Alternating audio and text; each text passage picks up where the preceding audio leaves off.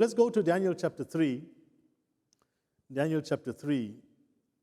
And it's from verse 16 to verse 18. That's the key verse in this entire chapter. It's a chapter that's filled with a lot of drama, but it's going to focus on the main part of that chapter.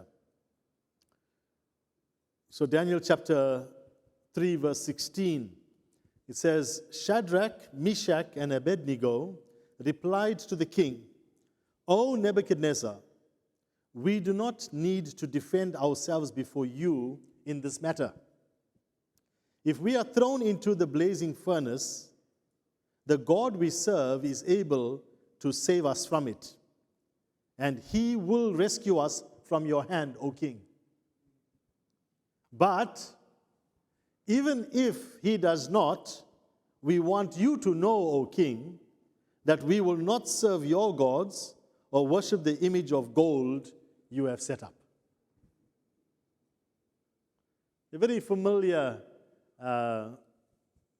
story, isn't it, in the Bible? In fact, after Sunday, I asked one question and I got shocked when those answers were so few. I realized that not many of these stories are familiar to everybody. And so that's a little bit scary when you think that we are a church and people should be imbibing Bible knowledge. But we have an example here of three young men, Shadrach, Meshach, and Abednego, three young men with great faith, but an even greater God. Three young men with great faith, but an even greater God. You know, as Christians, we too are called to live in faith, isn't it? And to live by faith. That's the call that comes to us. And very often, our faith is tested. Our faith is tried. Our faith has to come to the fore. Because it's only in the times of challenges that we face, in the situations that we face, that we get to display our faith. Right? Sometimes we talk about faith as something that body of belief. Faith sometimes is that body of belief that we need to share. The other aspect of faith is the confidence and the trust that we have in God. So those two things need to work together. We can't have one without the other. And for a Christian, both of those need to be in equilibrium. Otherwise, we find that we tend to go off a little bit on a tangent, trying to think that God can do all these fantastic things when we don't really believe in this God and don't really know and understand who he is. And so I've entitled my sermon this evening, Real Faith. Real Faith. Firstly, we see the real challenge, and the challenge is in the story. The story is that Shadrach, Meshach, and Abednego, together with Daniel, we find him in chapter 1, were taken away in captivity. The southern kingdom of Israel had fallen. And this was around about 605 BC when this event starts taking place and unfolding.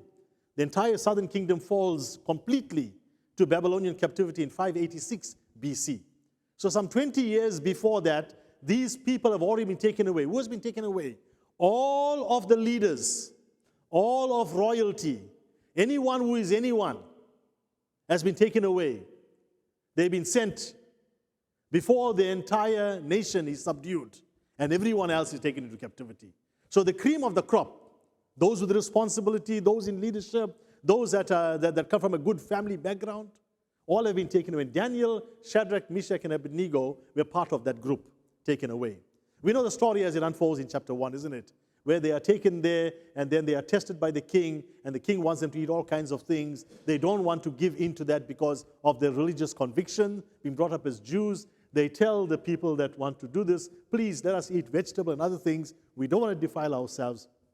Test us and see, and you will find that at the end, we'll come out better than the others. And that happens. So they subject themselves to the special diet and waiting upon God. And then soon after that, we find that the king has a dream, and he wants to try to understand this dream. And trying to understand the dream, none of the wise men in Babylon can interpret the dream. And even the king himself says, so some of the wise men come to the king and say, unless the Spirit of God is in that man, how can the dream be interpreted? Because the king wants the dream to be said and explained. And so the Bible says that they send out an edict to go and kill all of the wise men, all of the astrologers, all of the magicians in Babylon. And so one of them comes to Daniel's door and says, hey, come on guys, we're rounding all of you guys up to kill you. And Daniel says, hang on, why such drastic measures? And so the guy who comes to round up the magician says, this is what has happened. The king had a dream, and no one's able to tell him his dream and to interpret the dream. And so Daniel goes to Shadrach, Meshach, and Abednego. He says, we have a problem. We need to pray, and we need to be able to answer this king. So he tells the guy, tell him, we're going to come, and we will answer his dream, interpret the dream.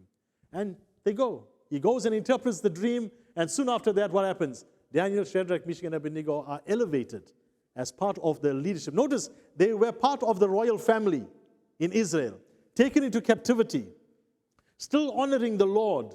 And in honoring the Lord, what happens to them? They are raised in their status in a foreign land because they honor the Lord. And in that time, because you look at chapter 3, verse 1, it says, King Nebuchadnezzar made an image of gold, which were, and it's extremely high, so about 90 feet high. He makes this extremely tall image. And then he sends an edict out to all of the leaders in Babylon to do what? They need to bow down to this image. And then the Bible tells us that some of the people, or part of the wise leaders, say, oh, king, we need to increase the intensity here. Yes, we want people to honor this image, but let's do this. If someone does not bow down to this image, they need to be punished. We need to throw them into the fiery furnace. And then it comes to the king's attention that Daniel, Shadrach, Meshach, and Abednego do not bow down to this. And of course, the focus here is more on the three younger men rather than Daniel. And what happens? The king confronts them. Hey guys, why aren't you bowing down? So that's the story in a nutshell. And this is their response, verse 16 to verse 18. So the king tells them, this is what's going to happen to you. You are going to be thrown into a fiery furnace. And we all know the end result. That's what's going to happen to you. You will be no more. But these three young men replied to the king, O Nebuchadnezzar, we do not need to defend ourselves before you in this matter. Can you think the audacity that these young men have? If we are thrown into the blazing furnace, the God we serve is able to save us from it, and he will rescue us from your hand. But notice these guys, their theology is 100%. Because very often, we talk about what God must do because we can see the way out according to the way he needs to do it. What we fail to understand that he is God. And his thoughts are not our thoughts, and his ways are higher than our ways. And Shadrach, Meshach, and Abednego fully understand and grasp the issue. Yes, King, we have full confidence that this God will be able to do it. But let us tell you that even if he does not do it, we want you to know, O King, that we will not serve your gods or worship the image of gold that you have set up. It's not just audacity, it's real faith. Real faith. It's not bravado. Because we know how the story unfolds, isn't it? We know how the story unfolds. And so we know that the challenge that these men face is to bow down before this foreign image. As much as the king Nebuchadnezzar is angered, for them it was far more important about their honoring their God. Not so much the earthly king. It was how much they honored their own God. And very often we find ourselves in a situation where we feel that the honor needs to be given to the person that's here before us rather than to the God who is above us. You see, when we know what this God has done for us, when we have a relationship with this God, when we have put our full faith and trust in this God, and remember, you and I are trusting this God with our eternal destination and destiny. And how is it that we can trust him with that, but yet in the material things, we don't want to trust him in that? The things that we can't see, we're trusting Him for. How much the things that we can see? And so here these men, these young men, their faith is increased in this point, in this time of challenge. And in this time of challenge, they are able to counter the king head on and tell him, it doesn't matter even if we have to go through that fiery furnace. Beloved, the Christian life is also full of challenges. Just like these three young men faced, there is no easy Christian life. The Christian life is definitely not a bed of roses. And you and I must expect at any time a challenge to come our way. You receive that unexpected telephone call, that unexpected message, that diagnosis, whatever it is.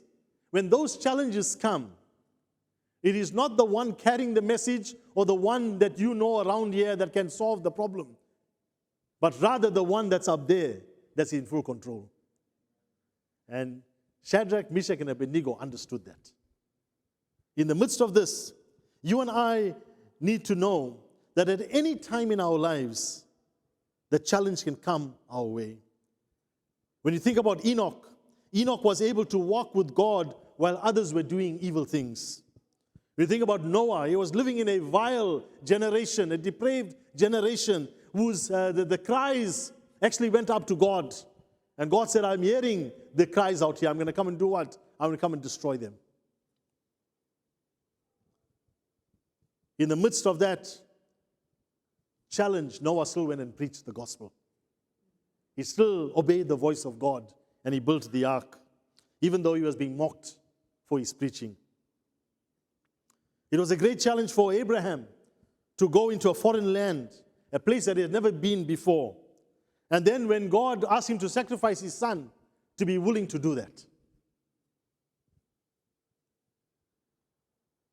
What about Job? Waiting patiently for God to come through for him amidst all his calamities, all his losses, everything else. Beloved, the Christian life is not an easy life. Yes, there may be good days, and we rejoice in the good days. But the challenges will always come. And when the real challenge comes, whether it's sickness, whether it's a loss of a job, whether it's a death of a spouse, or whatever it is, how do we rise to that occasion? How do we counter that? Never forget that our God gives us the challenges in life to prove our faith to Him, to prove our love for Him. And it's only those, and someone quoted the verse where Sister Asha will prayed, when the Lord comes, will He find faith on the earth? Will He find faith on the earth? And my challenge to you this evening and to ask the question is, how is your faith? What challenge are you going through right now? And how are you rising to the challenge? You're willing to bow down and to succumb to the instructions of the king? Or are you willing to stand up to that king because you serve a greater king? Are you willing to appease that king who is mortal, or to please the king who is immortal? Are you willing to please the king who can destroy the body, or are you willing to please the king who can destroy the body and the soul? We will face challenges like these three young men. The question again is being asked, how is your life of faith? Secondly, we see the right response. The response to this challenge, there are two things. They trusted God that He will be able to deliver them. So they trusted the ability and the power of God in verse 17. So while we see the real challenge, we also see the right response. The right response is not a response of arrogance, but rather it is a response of faith. A response of faith. That this God will be able to deliver them. They understood the power of their God. And you and I can learn a lesson even here, that in our situation, nothing is too difficult for our God. It's very easy to claim the verses, but it's hard to live the verses out.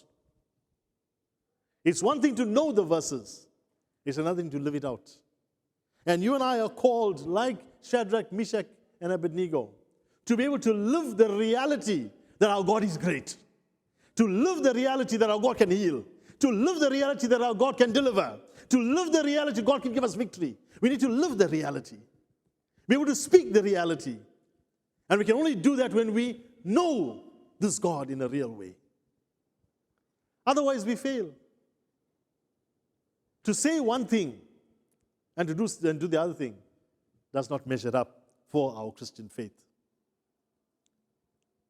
They understood that their God is bigger than their problem. Their God is bigger than this king. Their God is bigger than that statue that he made. Their God is bigger than all of the rulers of the land. Their God is even bigger than that fire that will be left there for them to burn in. In that moment of challenge, to be able to bring all of these things to the fore only comes about when your life is placed solely in the hands of a living God. But if you are all over the place, you will be all over the place when a challenge comes to you. Your life needs to be in one place, and one place alone, and that's the right dead center in the hands of a living God. They trusted his might, they trusted his power, they trusted his authority, they trusted that he was powerful enough to be able to deliver them. In verse 18, we see real faith.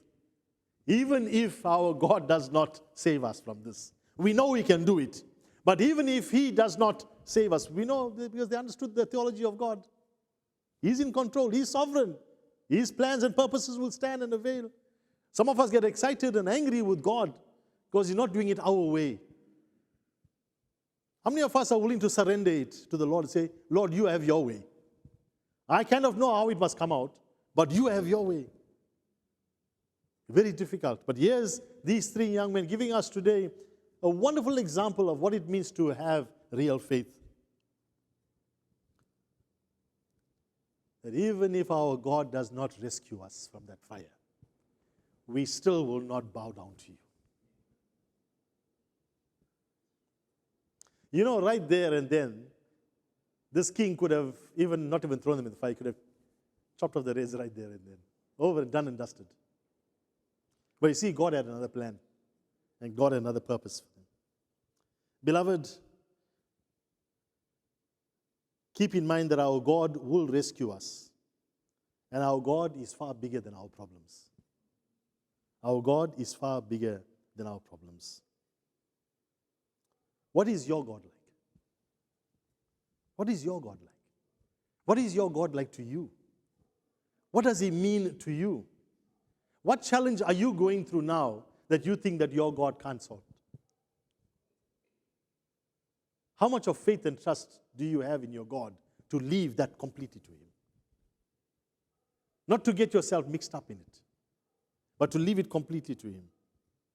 You see, when we trust God, not just only in times of trouble, but when we trust God all the time, that's a true measure of faith.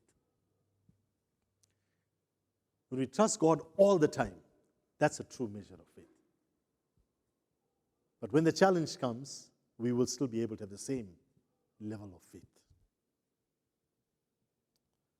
Again, the question like I asked before, how is your life of faith? And I would like to ask, the next question is, do you have real faith? Do you have real faith? How is your faith displayed in a time or a situation like these young men? So we find these young men, firstly, the real challenge. Secondly, the right response to the challenge. And then, thirdly, the reward for real faith. You know the story.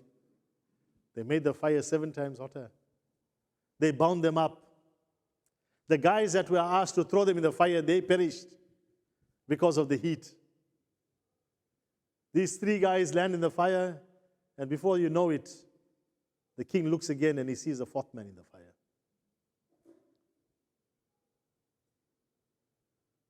On seeing that 4th man in the fire, he calls for these men to be taken out and to come out to the fire. Can you imagine this drama unfolding before you? Let the pictures of, let the words or the pages of Scripture come alive. Can you feel the heat? Can you see the men? Notice they did not cry. They did not scream. They didn't kick up a fuss. They never had have second thoughts. They subjected themselves to the will of God. Without faith, it is impossible to please God, the writer of Hebrews tells us. Hebrews chapter 11 and verse 6. Without faith, it is impossible to please God because those that come to Him must believe that He exists. And He is the rewarder of those who diligently seek Him. Notice that? The faith component and the reward component for your faith goes hand in hand when you believe that God can do it. You believe that God is able. These men were rewarded for their faith. Notice, their faith produced a believer. Because when he came, when they were taken out of the fire, in fact, it says that not even the smell of the smoke was on them. You think about that? The cords that bound them burnt because they walked out of the fire. So the cords that bound them burnt off their bodies. Their clothes were intact. And God was there with them in the midst of that calamity, in the midst of that disaster. What happens? They are rewarded for their faith. God came through for them. God came through. They subjected themselves completely to the will of God, and God came through. What about you this evening? Do you believe that God can come through for you? Do you believe that you have the faith to release it to Him completely? I'm not sure what you're holding on today. Is it sickness? Is it disappointment? Discouragement? Things not working out? I'm not sure. Take that and say, Heavenly Father, I know what you can do with this. I know what you can do with it. But even if you're not willing to do what I know you can do, you do whatever you want to do. But I'm not going to let this hold me back. I'm not going to let this set me back. I'm not going to let this year determine how I live my tomorrow. I'm not going to let that happen.